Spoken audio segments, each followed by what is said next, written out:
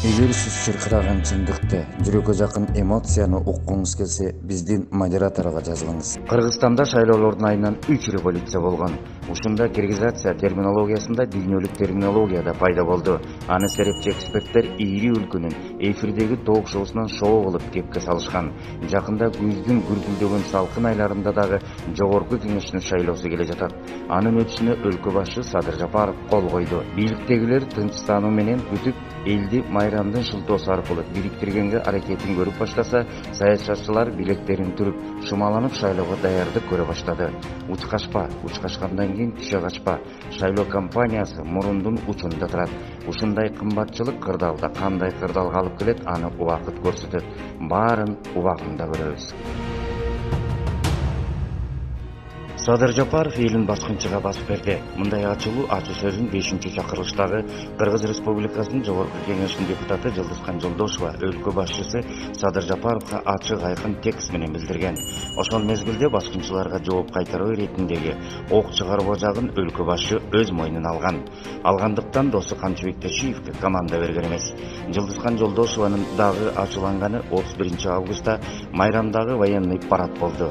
Андагы военный техникаларды элин коргообогон көрсөтмө, мактаныч катары баглаган.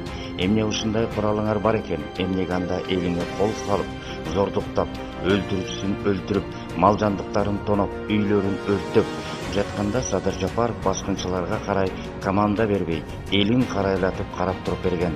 Баатыр кыргыз элин баскынчыларга басып берди деп Жылдызкан Жолдошова өлкө жетекчилигине кайрылуу жолдогон. Эл ынтымагы кыймылы кыймылга келди. Өлкөнүн булуң бурчунан 7 дубандын өкүлдөрү эл ынтымагы кыймылына өкүл болуп киришти. 2021 жылдын 30 августунда эл ынтымакка топтолуп жыйын өттү. Анда өлкөнүн 30 жылдык жолундагы кетирилген кемчиликтер, кайтарылбас каталар ортого салынып, кайталанбасын азыркы бийликтен талап кылышты. Эл ынтымагынын өзөктүү максаты өлкөнүн келечеги жана элдин бакубат жашоосу болмокчу.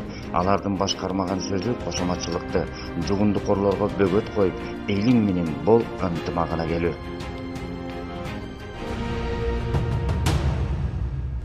Тоо урдагандарды тоо кустурбай, жегиштери жегенин толук куспай, жем таштап жатышат. Мындай ой коомчулукту ойго салып турган учуру. Чынында эле тоо урдап, тоо кусуп чыктым деген бир дагы кесилген адам жок. Ал эми элдин сөзүндө элге чыккан маалыматка миллиарддап жегендер, миллиондоп, долларлап жегендер, сомдоп жем чачып чыгышыда.